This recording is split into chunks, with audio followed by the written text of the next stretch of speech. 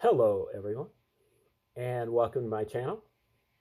It's an educational channel, and we take a look at great theories of everything, do deep dives into them to help us hash them out and figure out how to best use them in our lives, especially with our paradigm shifting, our awakening to 5D consciousness, our formation of a holistic worldview, our quest for better physical, mental, and spiritual health.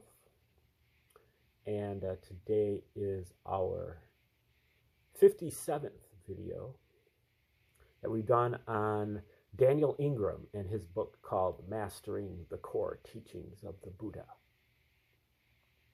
And if you are a Western religious person, hear me out. Don't turn me off just because it goes against, you think it goes against your religion. I would say that Buddhism, to me, is just more of a science, a process, a technology, it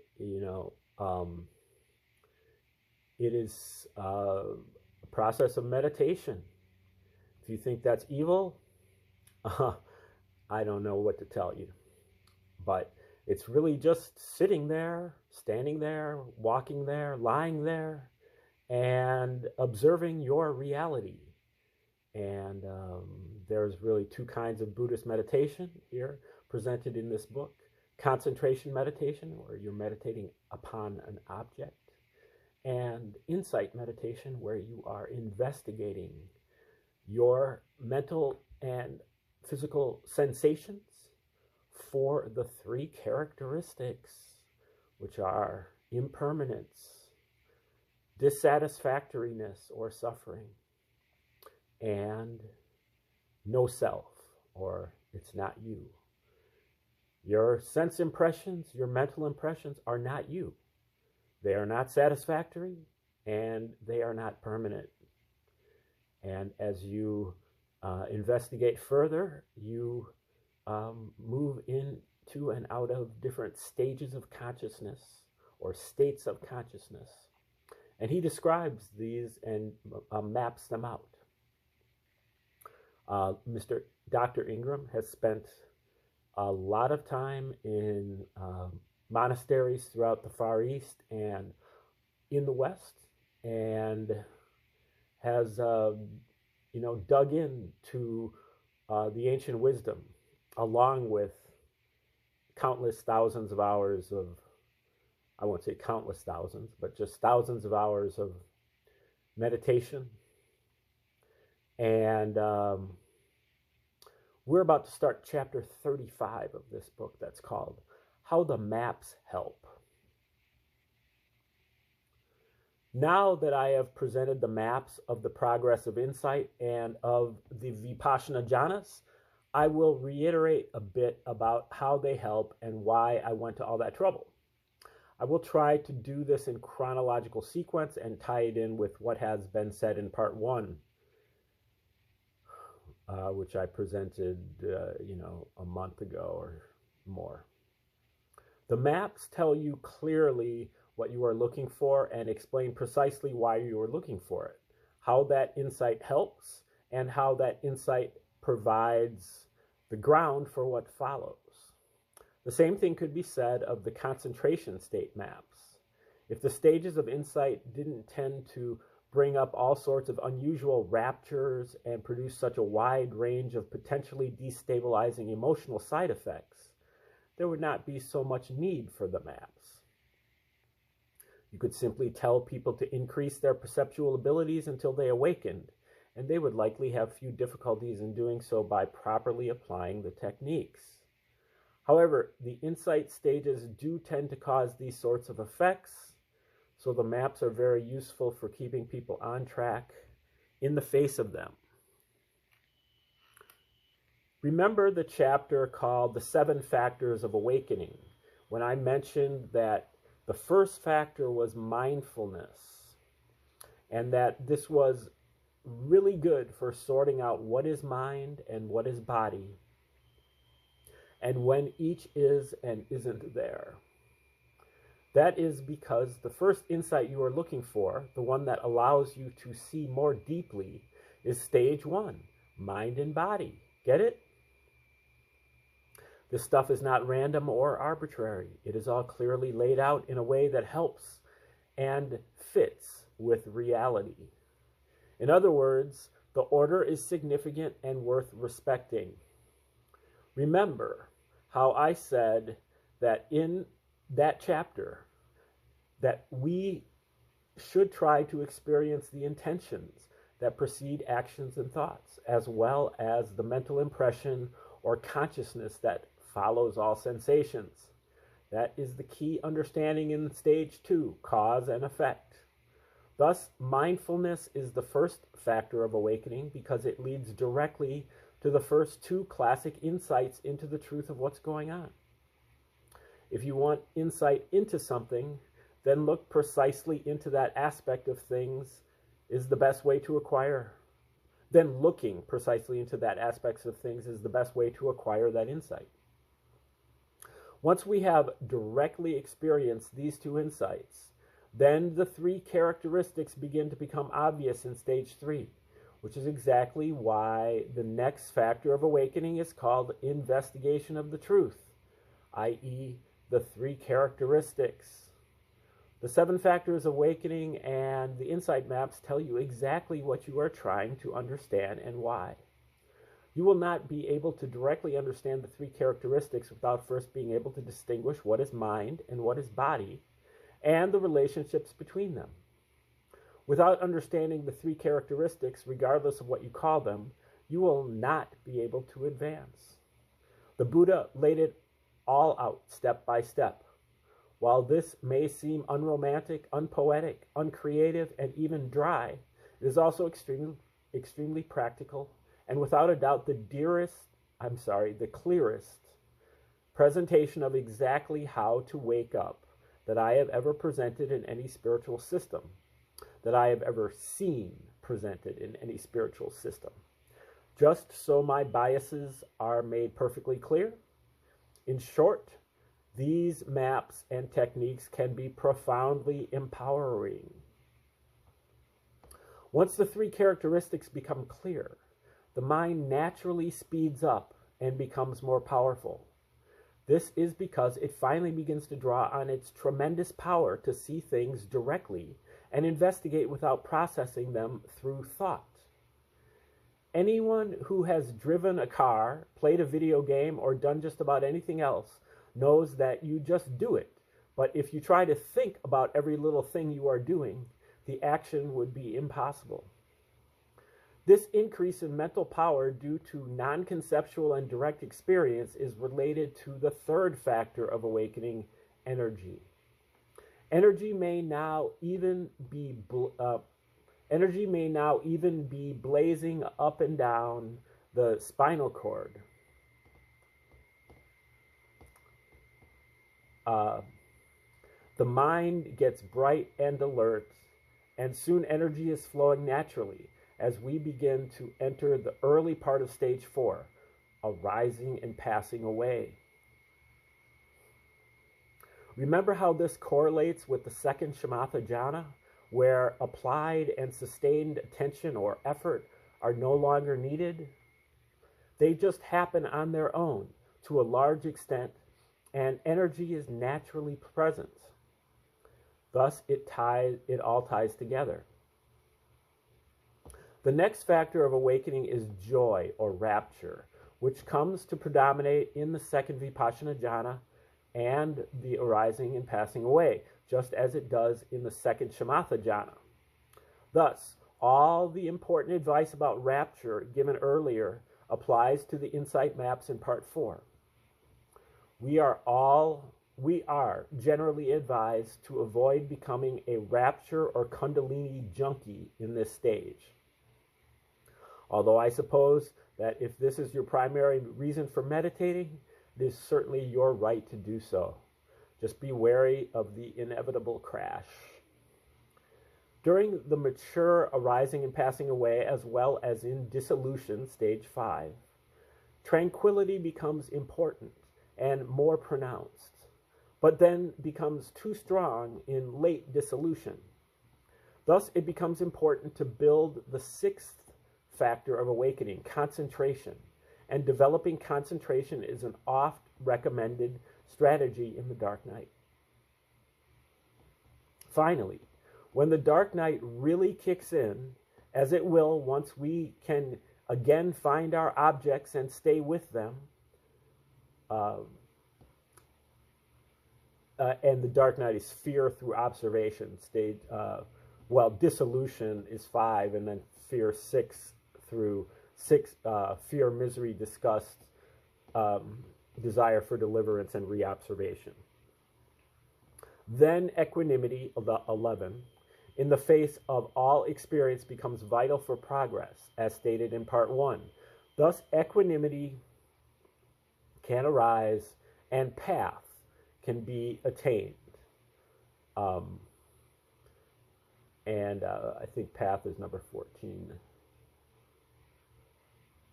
which is one of the 3 that comes right away. 12, 13, and 14, conformity, change of lineage, and path.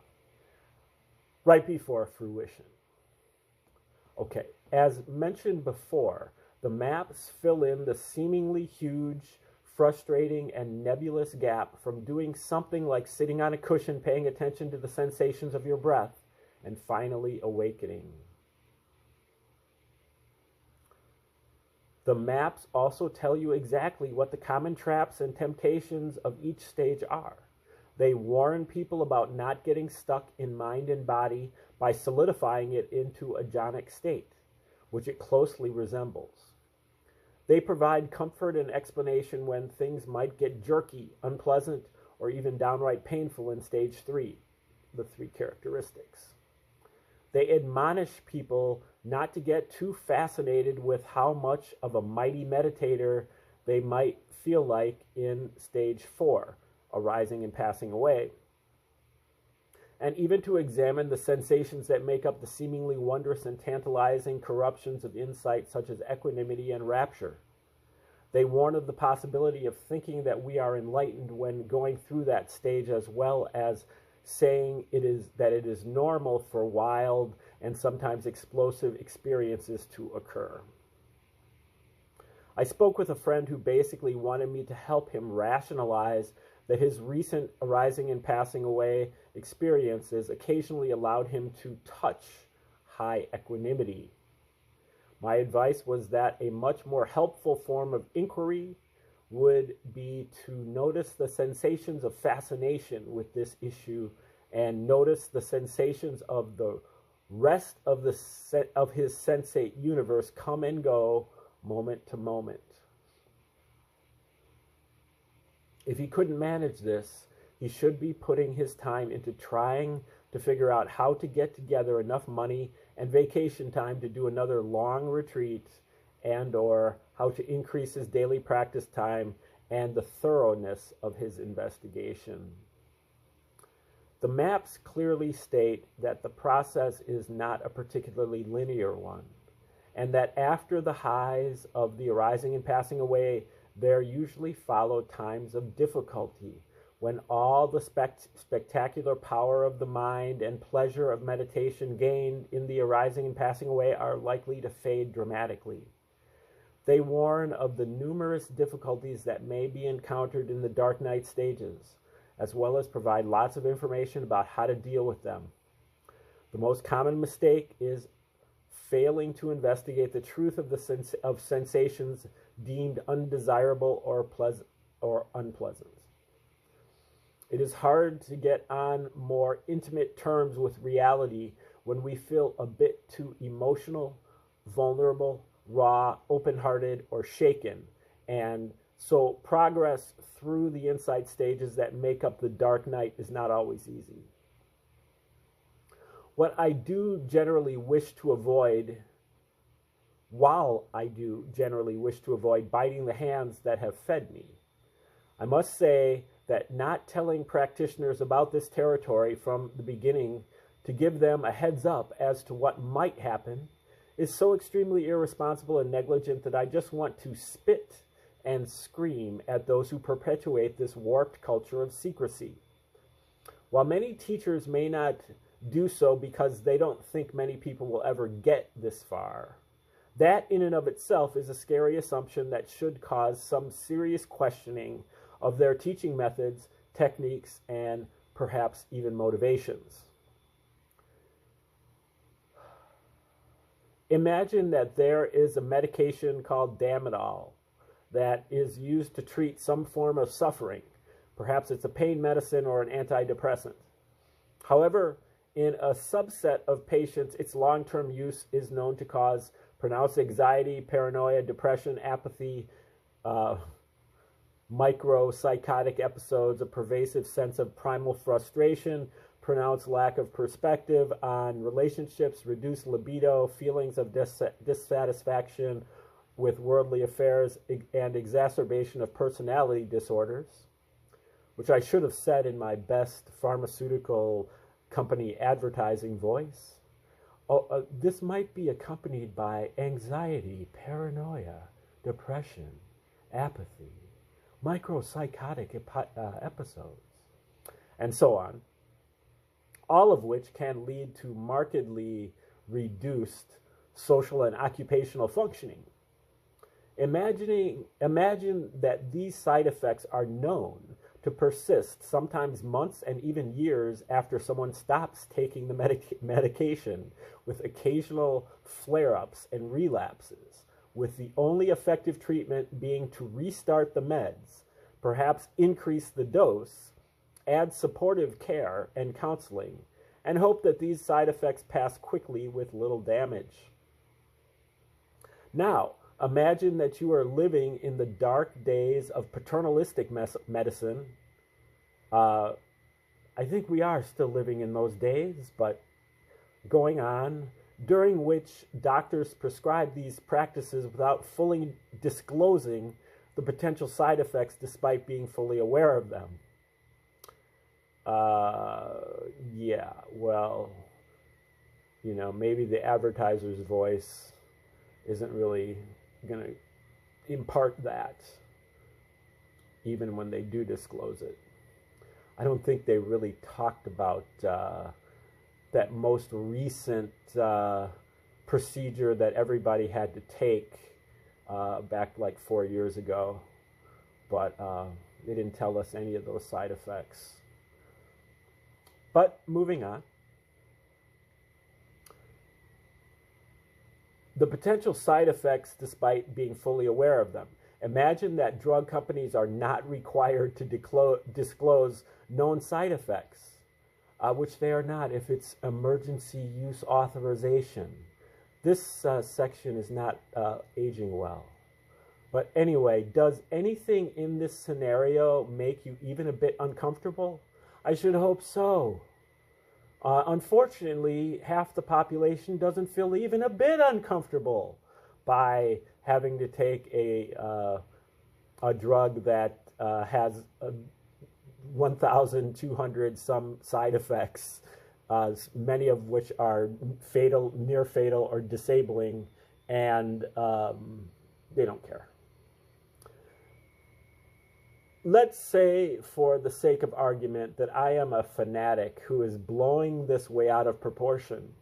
Let's assume that Damodol only causes these effects in 1 out of every 10,000 patients. Would you have these side effects included on the little piece of paper that comes in the bottle? Oh yeah, the little piece of paper, they didn't even put it in the bottle, or it was blank. Well, let's continue. Let's say it's 1 in 100. It's more than 1 in 100. At what point does it become absurd that those doctors and drug companies are being allowed to get away with this? Very good question. Unfortunately, I must admit that I do not know the exact odds of these side effects happening to you. I do know firsthand that they happen, and that if you cross the arising and passing, you are likely to run into at least some of them. These side effects are no fantasy. When they show up, They are as real and powerful as if some dangerous drug had seriously skewed your neurochemistry, and I often wonder if that might be something like what happens. Thus, it seems only fair to have the same standards that we apply with such pronounced zeal and fervent litigation to drug companies and doctors also apply to meditation teachers and Dharma books. I wouldn't recommend that because there's like no fervent litigation to drug companies. But I understand what he's saying here, but I don't agree with any of this because of the example that he's providing, which is a hypothetical that he's making back when he wrote this in 2017 that actually happened 3 years later, 4 years later, and still is occurring now. And it's obvious that he's a physician here, and he's coming to you with a great deal of bias. But anyway, you know, I would be much more comfortable going to a monastery and meditating, not knowing that there were some side effects that came from meditation than I would be to put some, mercury-laced, nanoparticles into me or whatever. For reasons unknown to me, this book is the first one I know of to spell out all of these things explicitly in language that everyone should be able to understand so that you can go into meditation having been fully informed of the risks and benefits and thus make informed decisions about your own practice.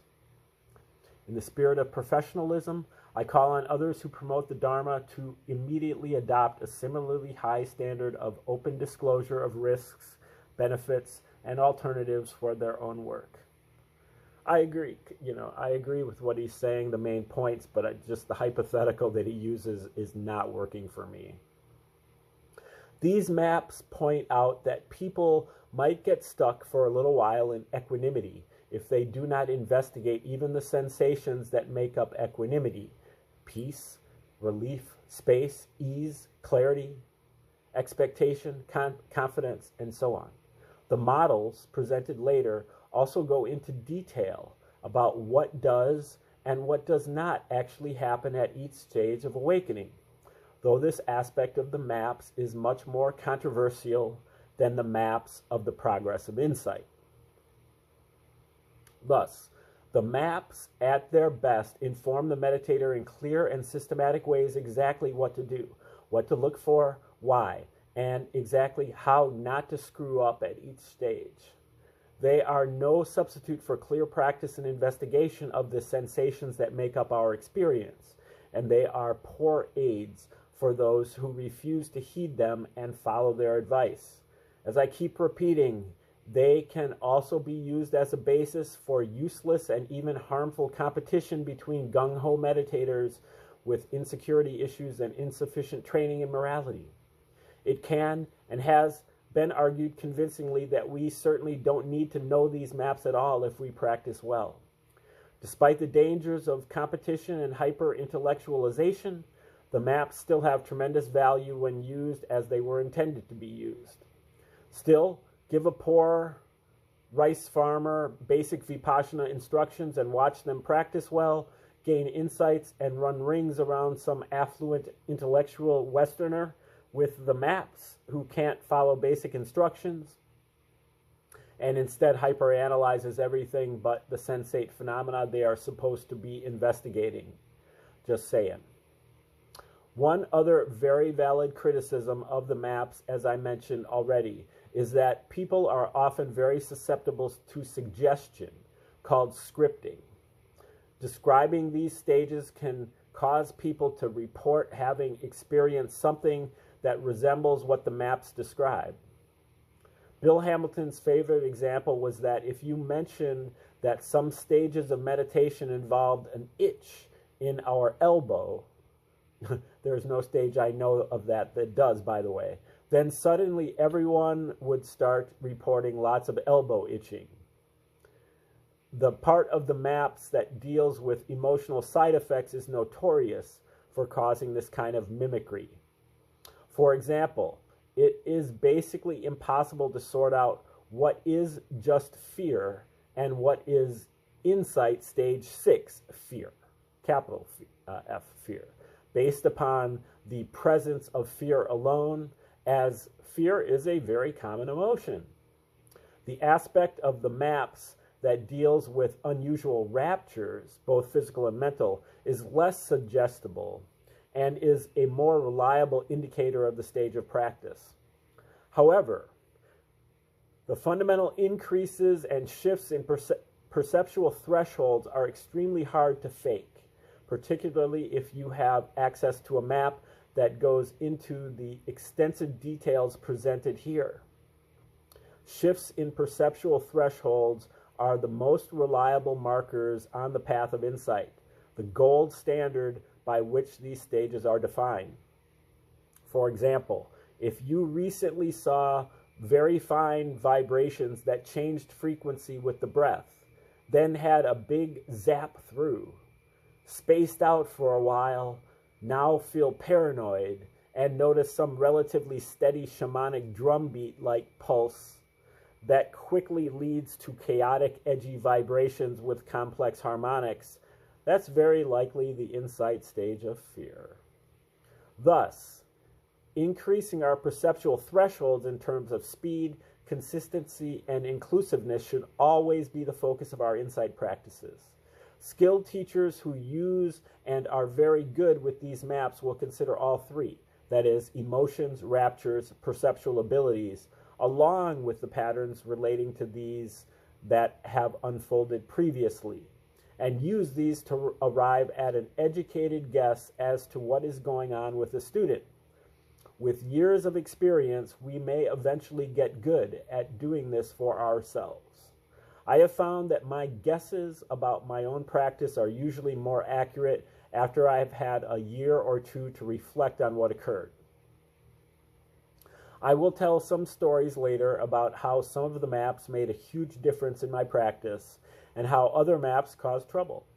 I am a firm believer that if there is enough good information out there, then it doesn't have to be so hard for those that follow.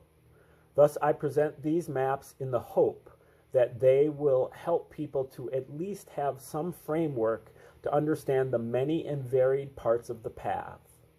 It is not that everyone uses maps well, that everyone will benefit from map theory, or that everyone's practice will fit the maps well enough to have them add value. But in general terms, I find that practice with maps is better than without them, and plenty of others have relied on them for thousands of years.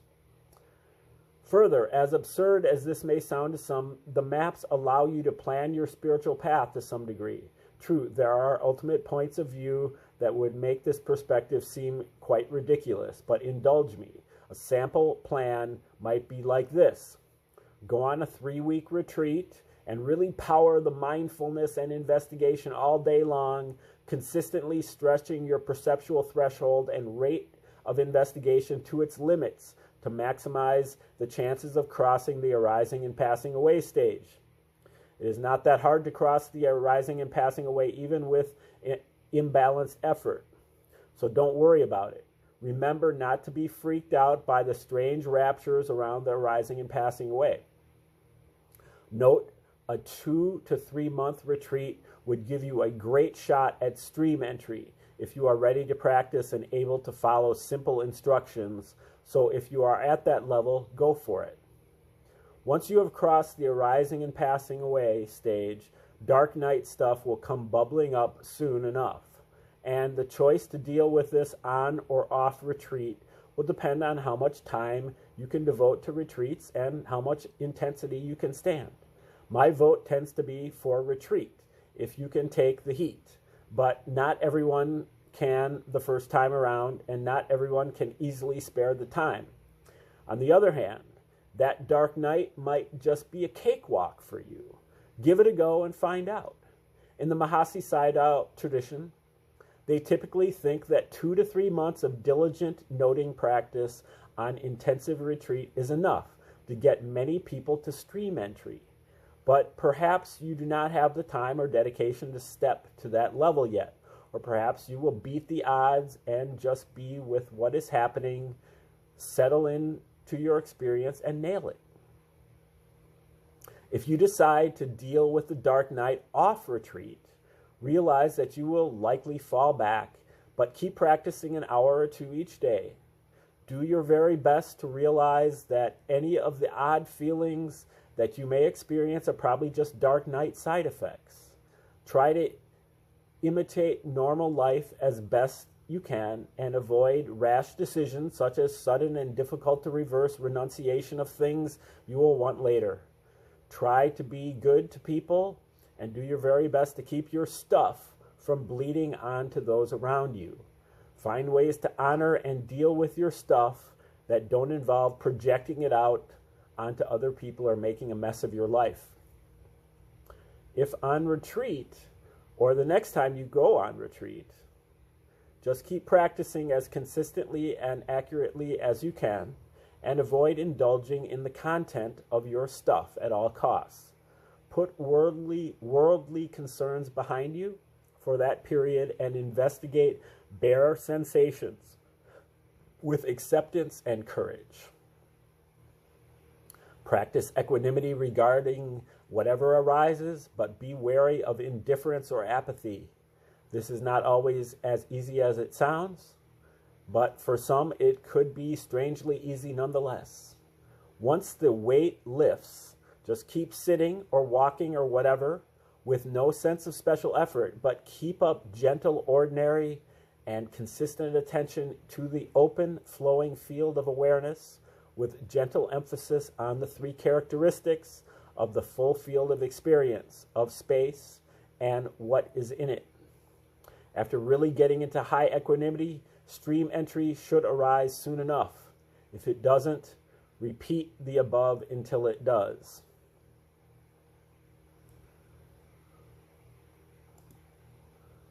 Sorry.